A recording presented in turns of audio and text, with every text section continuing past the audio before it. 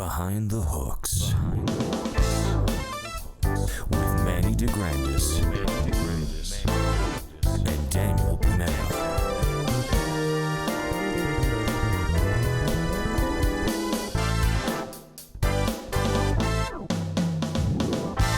What is going on, everybody? Manny, how's it going? Good. Hello, world. Hello, world.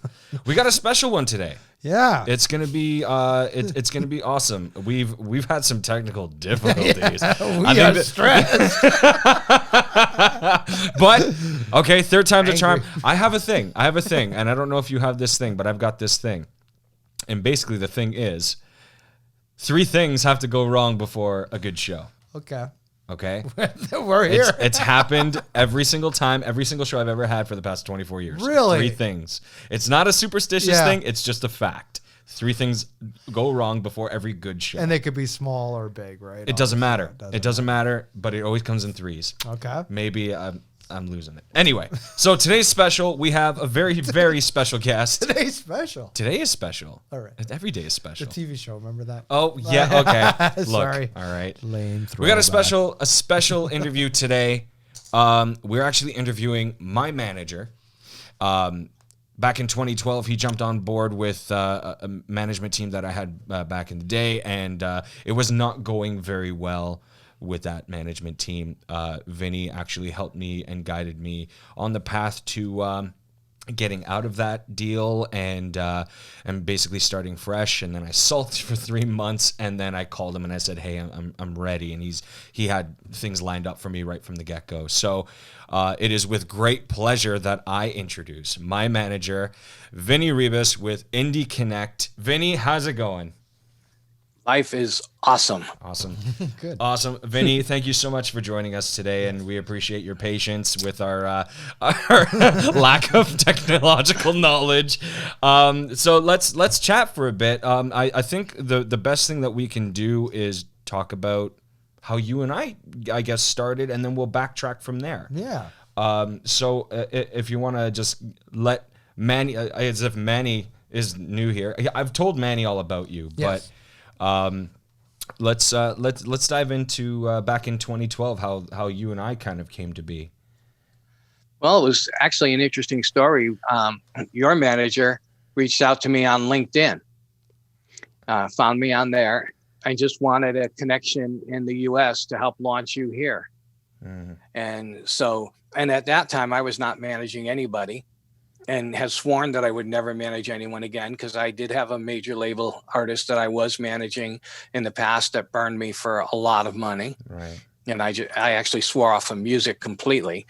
But then I started Indie Connect, which is more of a networking meeting. But he found me online. And I tried, if you remember, hooking you up with several other managers. Yes. And the first one wasn't the right fit. The second one was Scott Welch, Yep. who has managed amazing artists, but your manager would not give up any control whatsoever. And Scott needed to have that in order to be able to do what he wanted to do. And so basically, I didn't know anyone else that would be able to work with your manager. So I accepted the role. They suggested that I manage you, and it's been a wild ride, but I absolutely love it. What a roller coaster, eh? And I don't understand. It has been. I don't understand why they wouldn't give up something. They had 70%. Yeah. Okay. It was so messed up, Manny. Let's just leave it at how. Okay. I don't know, Vinny, the patience of a saint. This man, just being able to kind of see the light at the end of the tunnel, and it was literally a tunnel for the longest time. Now, Vinny, you've got a really, really interesting past that I kind of wanted to talk about. And you started out as a musician yourself. You're a drummer. Right. And you were you were doing the circuit back in really the glory days of the music industry. So let's talk about that. I had my first paying band when I was 7. So Nice. I'm very much like you. That's one of the things. I mean, you were that young when you first started performing, right? Yeah. Close to that. Yeah. So, so I did travel around a lot. Of course, in my day, the traveling and the performing was way different than it is right now. I was playing a lot of hotel circuits where I'd be in one place for 2 weeks at a time, and you get to meet people and build relationships and everything, some of which I still have. And that was back in the 70s and 80s. But I did do a lot of the fair circuit and the festivals, and I've opened up for a ton of acts. And yeah, I had a good run in the music. I actually was medical situation that got me out of actually playing. But yeah, that was a grand old time. Were you playing like covers or originals? Were you like back then? I mean, as a drummer, I wasn't doing much writing. Yeah. So it was mostly covers. But as a band, we had some originals for sure.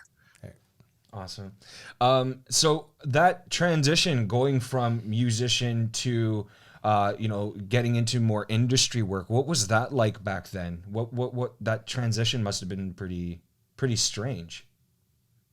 Actually, it wasn't strange for me because I was the kind of person who was always the band leader. Okay. Just inherently, I was the one that booked the band. I was the one that scheduled the rehearsals because somebody had to do it. Mm-hmm. And so, having that business sense and taking care of that side of it, that's when people started coming to me and said, "Can you do that for me?" So way back in the day, I started a company called Entertainment Unlimited back in Reno. And I had that as a booking agency for a while, and that's when I was managing one of a top band from the 60s, a pretty big band from the 60s. That I'm not going to mention any names, but it was the reason I got out of the business too. What year would have that been? I'm sorry? What year would have that been? What year? Oh gosh. Well, Connie and I have been married 25 years, so it was right around 25 years ago. Okay. So 85. Okay. No, 95. 95. 95. 95. I'm starting to lose my years too. Yeah, no, I feel that. So did you go right from being in a hired gun and musician on the road to straight to being an agent, or was there an in-between process there that you did more networking back then? I was always a networking fool. Okay. I love people. I love to network. Actually, what happened, I've always been entrepreneurial too. Right. So in 1990, my wife and I, her mom was a typographer. Okay. And, back in the day when there were no computers basically to work on, we had a 286, and we actually compiled a book called the Northern Nevada Entertainment Directory. We charged people $5 to have a listing in the book. And then we gave it out to all of the casinos and wedding shops and agents and everything like that. And we did that for 5 years. Took on some partners, and kind of like the situation you had, they burned me badly. But the bottom line is that because of that, I got well known with all the agents and everything and all the artists. And so that's when I kind of transitioned into doing some booking. I had a recording studio back then. We took on a 3,000 square foot commercial brick building. It's still a joke for us. Oh, look, a commercial brick building, because we lost our butts on that. But I mean, I had things like I had a tenant in there, and we went on vacation. And when we came back, the neighbor told us that the tenant, who happened to be a martial arts expert, had chased one of his friends around the block with a machete. What is happening with people? And his friend was the ex-husband of his girlfriend. Okay. So he wasn't quite a friend. Who they were doing some work that we had allowed in the building, and he had rewired the electricity, so the only way you can get the lights on was through the light switch in the bathroom.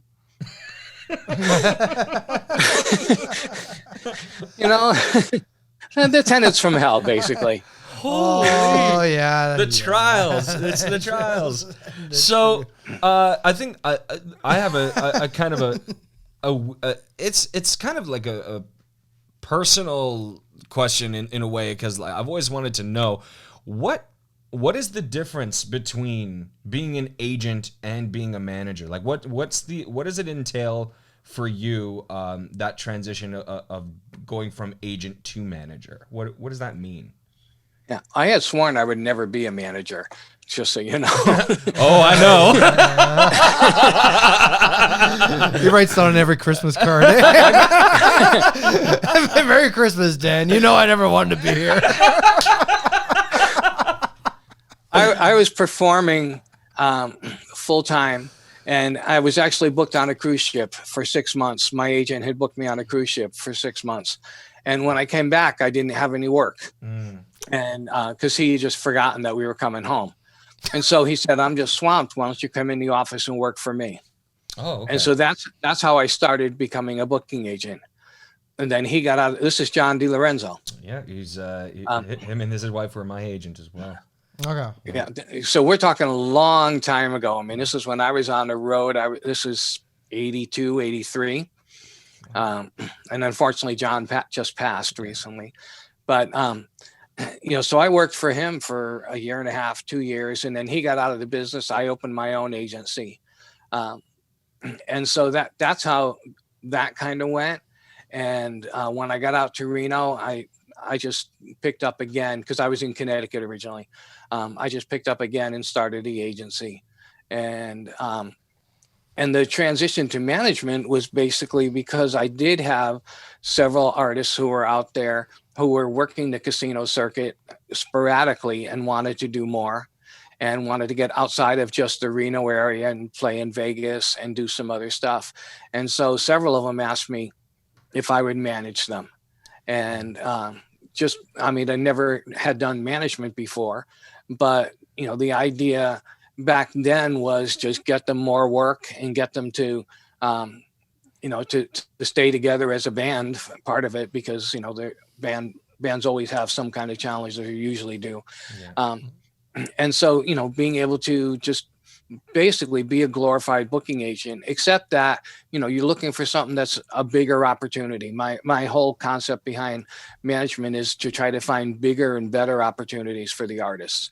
So back then I had I had some friends that I was working with and actually performing with quite a bit. And one of them had been in this 60s group that I was working with. And he had been in there for 15 years, replacing the lead singer. And so he put another version of the band together with permission. We actually got the original lead singer back. And that lead singer, the first gig that I put him on as this new version of the same big band, I called up the agent or the club afterwards. It was a casino showroom. I put him in for 2 weeks. And they said, yeah, he locked one of the waitresses in his room and wouldn't let her out. It's like, okay, this is going to be a wild ride. Yeah. Yeah. I mean, we're not the easiest bunch. I will say that. Okay. I will put that out there, yeah. And I don't care what kind of singer you are, whoever's listening. We are not easy to deal with. We're not easy to manage. Okay. But we need guidance. We do. Okay. Because doing it on your own, it's possible, but good luck finding sleep. And good luck, maintaining some sort of life. But let me ask, Vinny, if managing today, what is management today for an artist look like? I mean, with the social media landscape that is out there right now, yeah. With the with the video landscape that's out there right now, what does it mean to manage an artist in 2020 without COVID? Yeah, let's not talk about it. Well, with or without COVID, I think the plan is the same. The challenge is that most artists don't understand what's actually available to them. Right. And so the first thing, the way I work with management is I like to look a couple of years in the future and say, where do you want to be? What do you want your lifestyle to be? How much money do you want to be making? What kind of, traveling do you want to do? And all of these kind of things. And then you work backwards and say, given that artist's talent and those skills, how can we get there? What are the kind of venues that you need to be playing in? What is the smartest move? For some artists, building the social media is not the smartest move. That takes an awful lot of time. It takes a lot of luck. It takes a lot of money to do some marketing. You really got to be producing a ton of content to be any kind of an influencer. I mean, like every day. Yeah. It's a path that kind of takes you away from your creativity unless you want that to be part of what you do, a big part of what you do. So I'm very big on figuring out, there's a difference between soft ticket gigs and hard ticket gigs. Right. And hard ticket gigs are the ones where you have to be the draw. That's where you need to have that social media. You have to do something that's going to get you popular enough that agents are wanting you, and that you're basically, you can sell tickets for places. Whereas the soft ticket gigs are the kinds of venues where they already have the audience and you just need to bring great entertainment to them. Okay. And so if you put the right package together, well, I mean, when I first started working with you and your former manager, John DiLorenzo happened to call me, my former agent said, "Hey, I'm going to be in Nashville." And that's how we ended up reconnecting. And they immediately, him and his wife, had you performing down in the retirement villages in Florida. Yeah. You were making good money. You didn't have to be the draw. Right. Yeah. So it is, and there are a lot of those circuits, the theater circuit, military circuit. I mean, there's a ton of those kind of circuits. And so, a manager, to me, I split management into 3 different roles. One of them is strategy. How are we going to get where you want to be? Number 2 is implementing the strategy. So let's put the pieces in place that will get you there. And then the third part is, I wouldn't say life coaching, but just coaching and helping a lot of artists move from one level to the next, because it's a big leap to get you writing with better writers, to get you performing in bigger venues than you've ever performed in, or performing solo when you've never done that. You've always been with a band. Pushing into different aspects. Right now I'm pushing, obviously into film and TV, and the school tour that we've got coming up, which is a soft ticket gig. But, hopefully, if COVID does go away here pretty quickly, everything is in place for you to be on tour starting in January, performing in schools all over the world. And so, trying to find those kind of opportunities. And then in this case, if you're doing the school tour, you're going out and speaking about challenges, personal challenges and everything, things that are going to help the students. And to me, that's a stretch. I mean, you've got to learn how to speak about that. Yeah. You've got to learn, you're going to be in the media. You're going to have this huge fan base from the kids that you're performing for, all ages and everything. So again, the management side of it is, okay, how do we prepare you for that? How do we take advantage of that? Yeah. Yeah. My biggest thing, I have a few questions I'd like to ask, because Sure. we were talking about guests and stuff. I love the fact that you were going to come on and for just a young artist, right? So say, that high school student that's listening right now that writes good tunes, has fantastic hair and could sing. Do they need a manager right now? He's got 8 songs ready to record, and he's got some bandmates. Does that guy need a manager? And what should that kid look for in a manager? Like those kind of things, right? Because I find a lot of kids get lost and get, Dan's got a story, and, maybe if he had a better manager, who knows, right? From the beginning days, right? And then some kids, I know a lot of parents turn down, when they have a dad, parent manager, momagers, and they ruin the career by not listening to anybody. So what should a kid, what should they be looking for in a manager? Or do they need a manager? I think there's a big difference between needing a manager and being able to get a manager. Okay. Yeah. Seriously, because everybody feels like First of all, there is a confusion between booking agent and a manager. Yes. Booking agent is the one who's just responsible for your gigs. Yeah. The manager is the one who's responsible for getting you the booking agent. Right. Yes. They're responsible for putting your team together. Okay. But both of them, manager and booking agent, both make a commission. Yeah. So if you're not making any money, there is nothing for them to work with.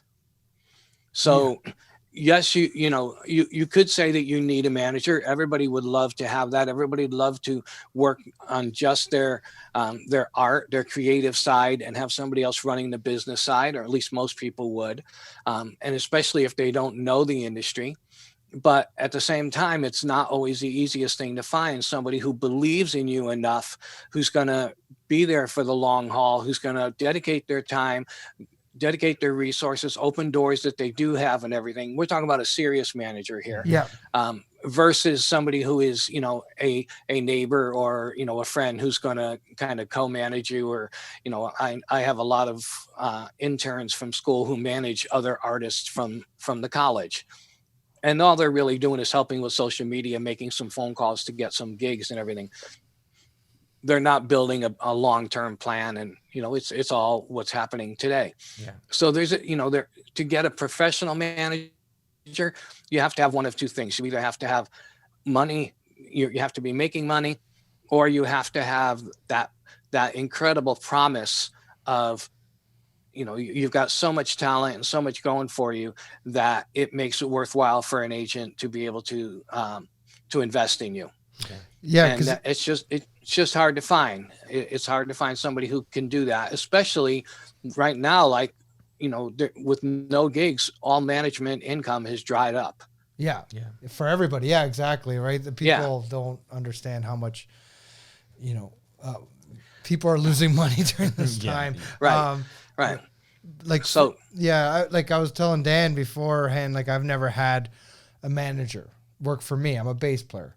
I've worked in bands that I've been hired by people's managers, yada, yada. But Dan's, always needed to have a manager because he was the face, right? He was the so it's so like, I've always worked with booking agents, right? So I need a booking agent to book my top 40 band in a bar, Right. and in the thing. And then you have the good booking agent, not good, but different booking agents for the original scene, which is really hard to get. Those are the guys that are hard to get when you have your 5-song EP and you're looking for, bigger gigs and all original gig sets and whatnot. Like, then those booking agents are a lot harder and out of reach. I've learned growing up doing that rounds.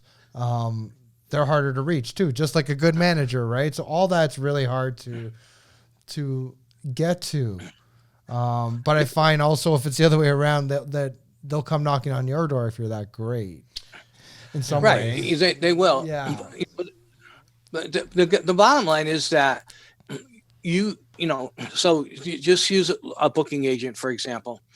As a booking agent, there are several kinds of booking agents. Okay. So there are ones that just sit and wait for the phone to ring. That would be like your William Morris agency, where they're working with artists who already have a draw, and they're just sitting there being the scheduling, doing the negotiating and that.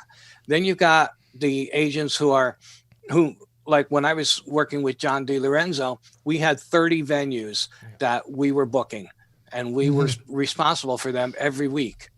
So if an artist came to me and they were good, I can plug them right in. I always had holes there. Yeah. And then there are other agents that kind of are very aggressive in just going out and finding work. So it could be a wedding, it could be a gig on the road, it could be a cruise ship gig. I mean, they network and they find all these different openings. They're calling different venues. Do you have a week open that I can try to fill somebody in, or a date open that I can try to fill somebody in? And so you have to know, number one, that you're going to the right agent. Mm-hmm. The second thing is, some agents, again, want you to have a draw. It's easier for them to sell. Others are looking at it and saying, you give me the great package and I have these soft ticket gigs that I can push you into, or I have these places where I already have the relationships. Somebody who already books festivals can get you on the festival circuit. Somebody who already books fairs can get you on the fair circuit if the package is right. Right. It's not up to the booking agent to put the package together, to put the real good promo together, to put the, an EPK together, all those pieces. If you have those kind of things, you can be very attractive to a booking agent. If they figure that, okay, I know that I can take this package and sell it to the contacts that I have. I don't have to start from scratch. A lot of times, people push me, call me all the time, email me and everything. They want me to manage them or they want me to book them. And they're, very heavy duty rappers and, and stuff. And it's like, you have no idea. I have not one iota of that market. I don't know anything about it. And so that's not who you're looking for. So, when you say, what should you look for in a booking agent? What should you look for in a manager? You want someone who knows your market at least enough to be able to make a few phone calls, and managers come in all shapes and sizes too. Some are strictly business. Some are very aggressive on the business side. Some are business managers more than anything. They just handle the business side of things, the legal side, making sure that's all in place, all that kind of stuff. And others are much more, they're involved in the social media and they're involved in everything else. But to me, the manager is the team leader. They're putting the team together. And so anybody who's looking for a manager needs to look for somebody, first of all, that you can trust. The biggest challenge that a lot of people have, if you're really talented, is you get hit up by people who want to manage you. They look at that as, look at you as a golden ticket, basically. Yeah. And the management deals that I've seen, the contracts and everything that I've seen would make your stomach turn. And yes. This better than anybody, Daniel. Yep. But I see it over and over again. I had one artist that moved into town. I met her the first week she was here because a friend of mine had brought her to town. And the first week she was here, she got 2 offers for management deals. One of them had never even heard her. Wow. Yeah. Gotta love that. There are sharks everywhere. Yeah. So part of finding a manager is, I look at it as a marriage.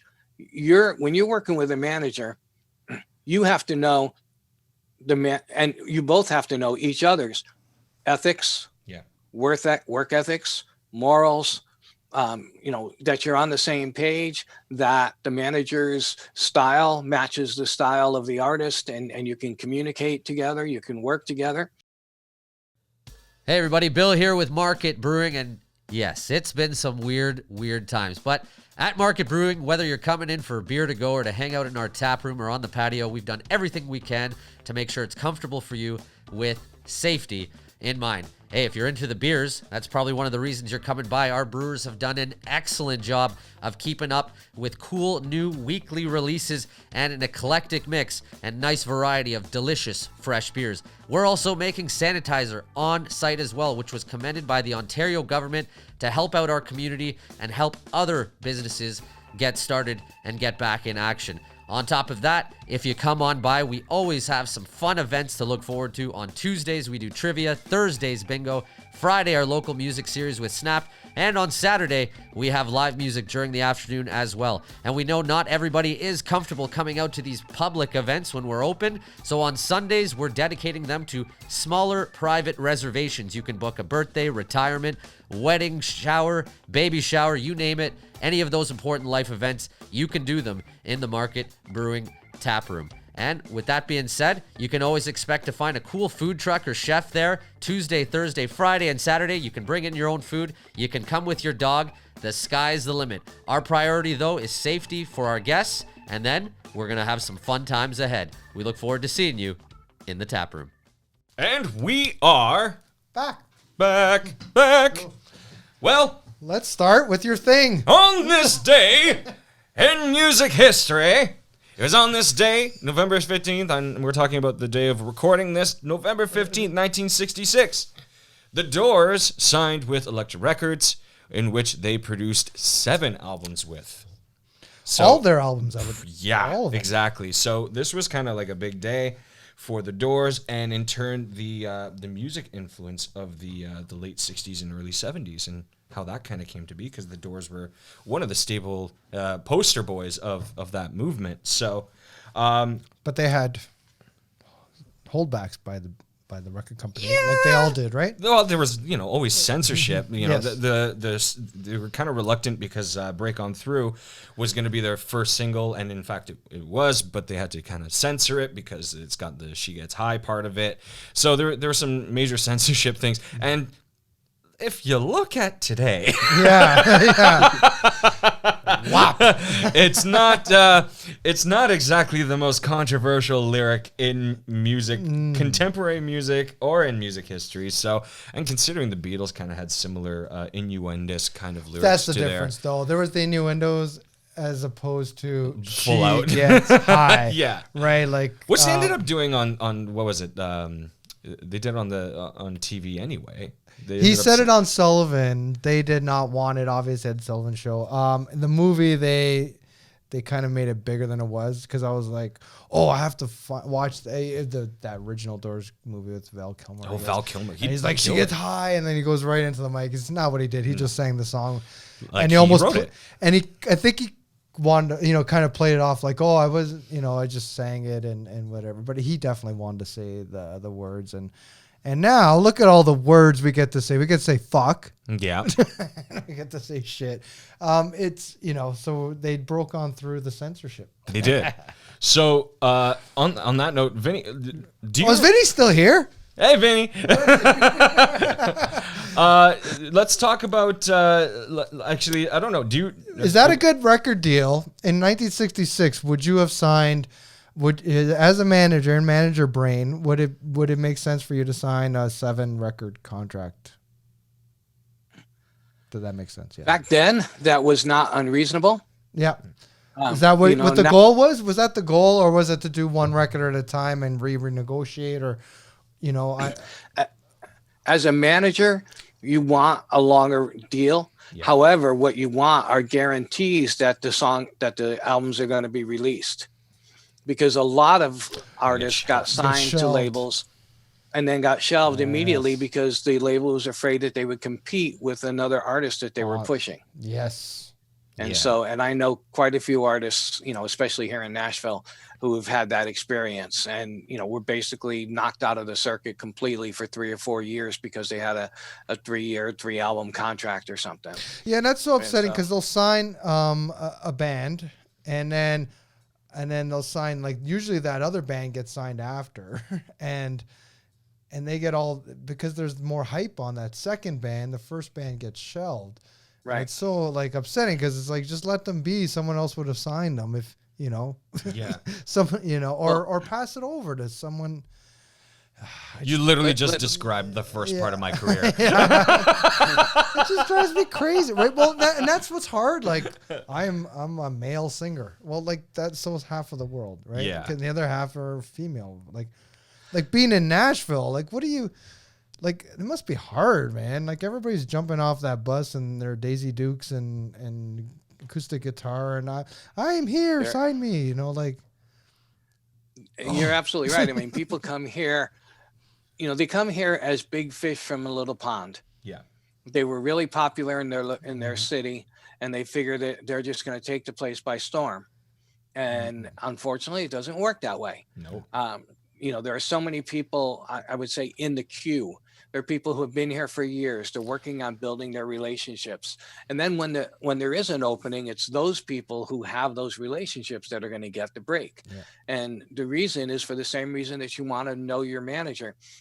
They need to know that they can trust you. Mm-hmm. They need to know that you're not going to embarrass them. They need to know that you're going to be as hard a worker as the label is going to be to help you out. Things have changed a lot. Nowadays, they're not signing people to 1 album, 2 album, 3 album deals. They're signing them to single deals. Yeah. Singles. So you get 1 or 2 singles, and the reason is that they can throw it up on Spotify on New Music Friday or one of the big playlists, and know within minutes or hours at least whether or not the song is going to catch on. And they couldn't do that before. They had to spend a lot of money on payola and everything to get you the airplay that you needed to have in order to become popular. Yeah. So different from when I started, and I think Dan started, to Yeah. now, and I can't believe it. Well, I remember Vinny. See if you remember this. One of my fond memories, and it's not a great memory, but it's a fond memory for me because it just kind of solidified that kind of like, if you have a gig, do whatever you got to do to keep it. We went out to a few piano bars when I went down to Nashville in 2012.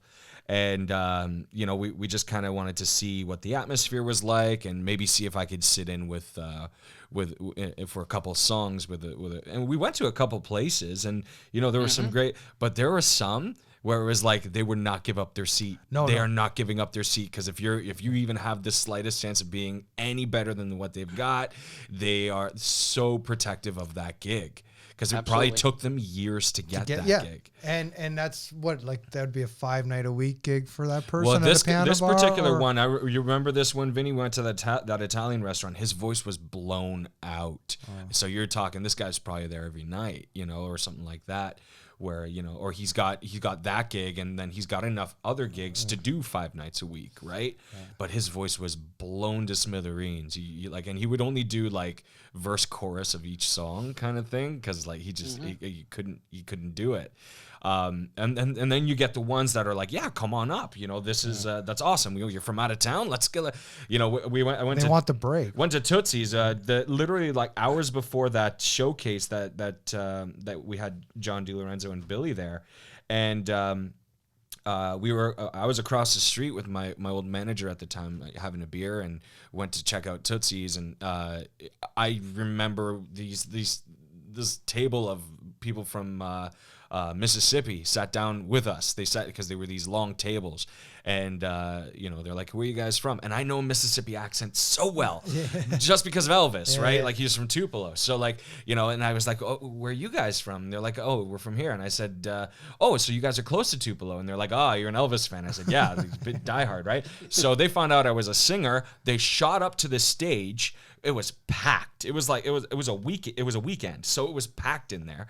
They go up to the stage and they basically voluntold this band to get me up on stage to do an Elvis song in the middle of a packed crowd. Yeah. And then I had to leave. And then I had to my leave. favorite. That's being in the band. No, And then you you got to had hear that- this new guy that I just met. He's an amazing singer. You just met him. No. Right? Like, get out of here. Anyways. Fun time. Those Yeah, are you also had that other experience where we went to the restaurant with the piano bar and they did let you sit in. yeah. And I remember you did the song More because it was an Italian restaurant and people were sitting around the piano. Oh my God, you got a bad And the memory. guy, well, what I remember was the guy came up, he after you got off, he walked up to me and he said, "I'm going to go and do more to show him how it's done here in Nashville." Oh He yeah. was so jealous. I remember that. I kind of blocked that from my memory a little bit. But like see, when you get jaded like that, Yeah, right? yeah. That's the problem I have. So Manny and I have been basically doing music since we were kids. We were child performers, and then we kind of moved with the punches as the punches moved in front of us. And what I have this issue with, and I'm going to speak a little bit out of turn, but it's our show, so I'm going to do it. Basically, is a lot of the time it's the musicians that have been doing it for too long. Yeah. Okay. And what happens is you start to see and hear their cynicism and like how, this is how it's supposed to be done and this, that. Well, no, because how it's supposed to be done changes every 2 years, if not year. No. So this is how it was supposed to be done back when your glory days. Yeah. Go with how it's supposed to be going in that time, or you're just going to fall behind. So, and then they start to, diss and basically disrespect the way the music industry has changed because they can't change themselves. And that is my rant. I am sticking to it. And that's all I'm going to say about that. Because too many times, man, I was that kid. I was that 16-year-old kid that, you know, I had to go into a restaurant and, you know, manager at the time basically said, get up and sing an a cappella tune. And there's clearly a piano player that was doing some tunes. Yeah. So they would tell him to shut up. Yeah. And I would be like, apologetic almost for like doing what I do. Yeah. And like in a way, that was right. But that mentality and putting it in my head, like I did a show once in Montreal, and I remember, and this kind of stuck with me a little bit. I had another co-manager before Vinny came on who was high profile, and I'm not going to speak any names, but basically we brought him on board, and he used to MC the gigs that I was performing at, but it was a way to get my shoe in to get that gig. And anyway, I remember doing this one show was after a CD release party that I was affiliated with the album. I was on the album. So we went to that release party, did a performance there. And then I'd had another show at another Italian restaurant a couple of hours later. So just kind of made the most of the trip to Montreal. And I brought this kid on stage. He was like 11 years old or something like that. And he sang beautifully. He sang absolutely beautifully. So I put him on in the middle of my show. And I let him do his thing. He did a couple of songs. And then that co-manager that I had at the time brought me to the side. He grabbed me by the arm, brought me to the side. And he goes, get your show back. Yeah. Those were his literal words to me. Was get your show back. And I carry that with me today. Even now, I'm not thinking of it in a negative way. I'm not thinking of it in a way of like a vindictive thing. Yeah. But if I bring somebody up on stage, and that's how traumatizing it was for a 17-year-old kid, it was, I need to get my show back. Yeah. And there's years of therapy in between, but but that was the mentality. And in a way, I understand. Yeah. In a way, I understand. It's like, okay, so get your show back, but not for you. Do it like, bring the flow back of the show so that way your audience can enjoy the rest of the show. But he did it so that way it was like, don't let this kid get the one up on you. And I was like, are you kidding me? He's 11. Let him have his time. I would have killed to have that time when I was 11. You know? You're going to have some ice cream now? Well, since we have Vinny here, what's up? What's going on? What's going to happen for you in this next month and a half and into 2021? What's your goals? What's your thing? Well, that's a good question. There's so much going on. One of them is that I own 3 TV channels on a new network that actually is launching today, which is amazing. After a couple of years of delays, as things, that are really big do take sometimes. And so we can't do production right now because we can't even go into the studio. They won't allow you to have too many people in the studio. So we're looking at January, February to start doing production on new shows. So right now we're licensing content, and that is all family friendly content. I have 3 channels. One's general entertainment, one is all business shows, and one is all health and wellness shows. And I'm trying to figure out what Daniel's going to have as for his show. Because as a manager, my goal is to plug him in, to plug you in, Daniel, into any opportunities that could get us to where you want to be and where you need to be, where you deserve to be. Yeah. And this is one. If I can put you in front of literally hundreds of thousands to millions of people, we know you'll find your tribe. Yeah. No, and in a really big way. You've been so incredible, especially with the kind of artist that I am. It's not easy managing an artist, period. We are a finicky bunch. It's not easy managing an artist who has autism. So I have bouts of where I am super inspired, and then I fall off the face of the earth. Like, I cannot be found. I go into this rut and like basically shut down, right? So the first single that I released basically off the last management team was a song called Don't You Worry. And it was a very sweet, like acoustic-y kind of song. And then I came out with Shut the Darkness Down, and we were all very, very excited about that song because it was the first time that I kind of dove into being a producer and kind of being an arranger too, and arranging that song. And then a year went by, and I literally got a text from Vinny, and he's like, it's time for another single. And I worked my butt off that entire week to come to work on Wish It Was You. It was already kind of like written in skeleton form and pushed off to the side for a year. I didn't do anything with it for a year. And then came out with Wish It Was You recently. But Vinny has this way of kind of making it your idea. Oh, okay, yeah. Make it seem like it was your idea. Yeah, and there's something really comforting in like that kind of its involvement, right? Whereas I never knew what was going on behind the scenes with my previous management. It was always a phone call basically saying, you're not going to school today, get ready. You know, and I didn't know what I was going for. I didn't know what I was going to. So not only is that awful and scary as a teenager, but having Asperger's and not being able to kind of like get comfortable with the idea of something's changing that day. Yeah. So Vinny's been absolutely phenomenal with keeping me on board with what's been going on, what's going on behind the scenes, whether it's something that has directly to do with me or not, something that I have to do in the immediate future, but just keeping me in the loop. And there's something very comforting with that. So huge, right? That's one thing I've always noticed with people. I'm like, what? Like, how do you not know if you're going on tour next month or not? Yeah. Like, you know, how come you're not? Well, how come you're not hearing it from your manager? You're hearing it from like E Entertainment or E Talk or something or whatever is. And it says I'm not used to that. Yeah. I'm not used to that because I was used to like, okay, you're not going to school today. I'm going to pick you up, and we got to go to Ottawa. And it's like, okay, let me text my parents. Oh, don't worry about it. You know, like that kind of thing. And I'm like 17 years old.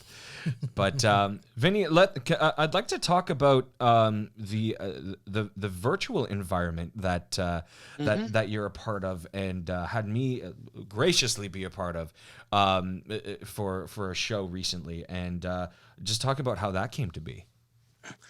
Well, back in 2013, I put on the world's first virtual music conference. Amazing. It was pre HTML5. The software was terrible, but we had 500 people from 25 different countries all online for a weekend connecting with each other. Huh. And that had never happened before, especially in the music industry. No. And we had 50 speakers from 15 different countries, and it was amazing. And a lot of the people that were there built lifelong relationships. I mean, a lot of the people that I've got on a conference that I've got coming up this weekend, I first met because they were speakers at my conference back in 2013. So when COVID hit earlier this year, I decided that it was time to do another one because I knew all the music conferences were going to be canceled. Yeah. And we went looking for virtual software. And what we found was everything that was out there looked like it was from 2013, unless it was a Zoom. You know, and back then we had Skype, but unless, you know, everything looked literally like it was back then. And then we eventually ran into this other platform that we loved so much that we actually had a whole version of it white labeled for us, because it's like a video game environment. You build your own avatar. We've got 80 different meeting type of spaces, everything from conference rooms and boardrooms and classrooms to auditoriums to theaters. And then we have a beach stage and we have a rooftop stage. And in January, we're getting this most incredible nightclub, you know, in a virtual world. So you are literally playing and walking around, and all the avatars have their own microphones. So you get to talk to people one-on-one and build relationships. It's just like going to a physical conference, but it takes away all the barriers of having to, you know, fly and having to, well, first of all, you know, dealing with COVID, of course, but, you know, all the expenses and everything are gone. And pants. And then, So you can literally be in your pajamas and going to a conference. Wow. I've done it 1,000 times. You know, and you know, you lose track of the fact that you're actually using an avatar because we're all craving that personal touch again. Yeah. And to be able to walk up to somebody literally because you have a microphone, walk up and say, it's nice to meet you. You can shake hands. You can show emotions on this thing. So you can dance, you can clap, you can show that you're thinking, you can show that you're confused. So many different things that you can do to make it real. And you get lost in it. You forget that you're not actually there talking to the person. I've had incredible business meetings that way. And the biggest thing is that where other people are doing it just for events, special events, we are using it to build a 24-hour a day, 7-day a week, 365-day a year community for the music and film industries. So an entertainment complex beyond anything that you're going to see anywhere else, where you can go on there, if you're in Nashville and it's 4:00 in the morning because you can't sleep, you can go on there and there'll be people from Australia because it's 5:00 in the afternoon. And they're doing their songwriting workshops or something. You'll be able to mingle and meet people and go to workshops that we'll have all kinds of stuff scheduled. We do have all kinds of stuff scheduled all the time, all kinds of speakers, business speakers as well. And then we're going to eventually bring in the sports community. But it's very, very interactive to the point where, like I said, you get lost in it. You can go and play soccer. You can go for a boat ride around. It's on an island. You can go for a boat ride around the island and have It's your meetings, amazing. or just go and have fun. So it is. where can I visit this beautiful online land, or like how does one visit? Yeah, it's actually invitation only to actually be there, but the website is thesparkvc.com. So we call it the Spark, and VC is for virtual campus. It's amazing. And, they Well, I brought saw me some of it because I saw I did a show. you did a show. Yeah.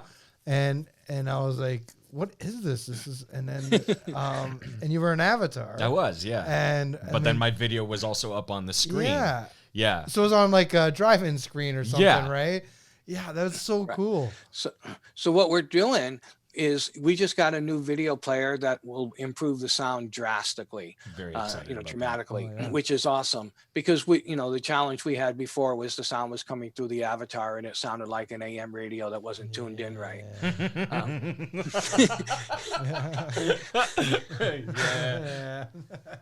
Hey, you But live and learn. now that we can do top quality sound, think about this. First of all, we've been tested for 10,000 people at a time. Yeah. So we could do concerts on there. We could bring a Carrie Underwood on there to put, 8,000, 10,000 people on there and charge for it. And she gets to hang out with her fans all day. Yeah. So we're looking at this as a place to do concerts, a place to do meetings, of course, and building that community.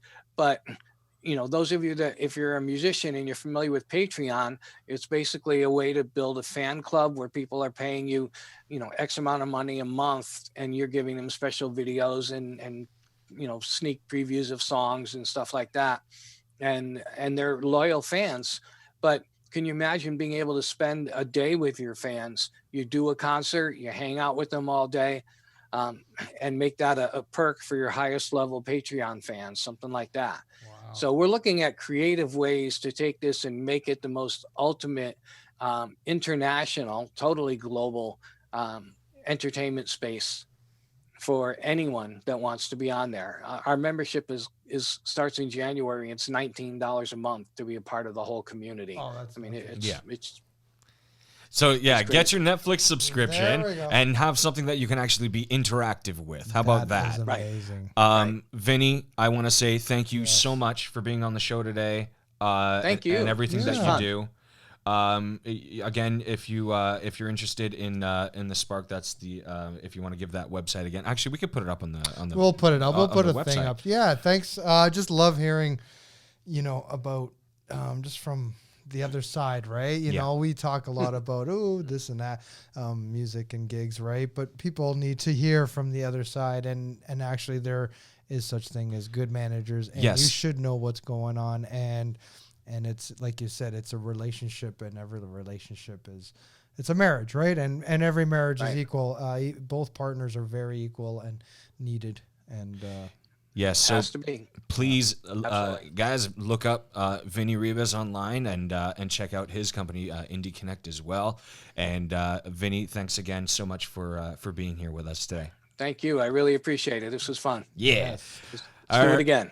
You let's, definitely will. Let's end like how we always end. Yeah. A friend of ours, Amy Gabba, and Almost Famous have released a song a couple weeks ago, and it's called "F.U. COVID," and it's great, and I love it, and I love it, love it, love it.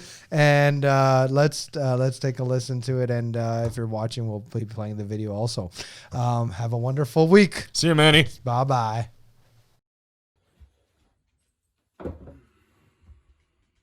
Fuck you, COVID. Please go wash your hands. We are tired of social distancing and canceling our plans.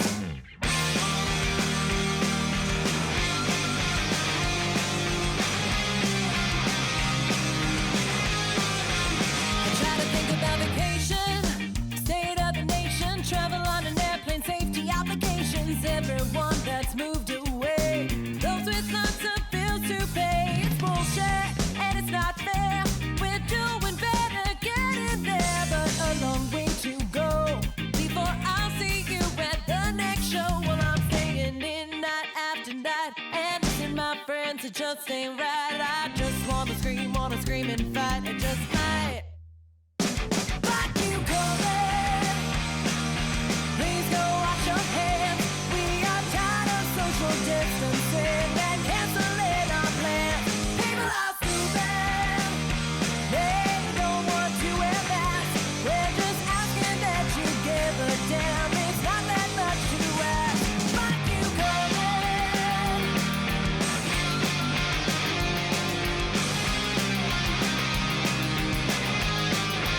I try to think about the big shows, festivals we all go to, see our favorite bands and those we don't know. Shots of whiskey at the bar, after parties not that far. I miss it, not wishing were possible to forget this shit. Move on with our lives and stop walking around in disguise while I'm running around the house in sweats again with no plans to change out of them. And I don't know if I'll see my friends or when I'll find them.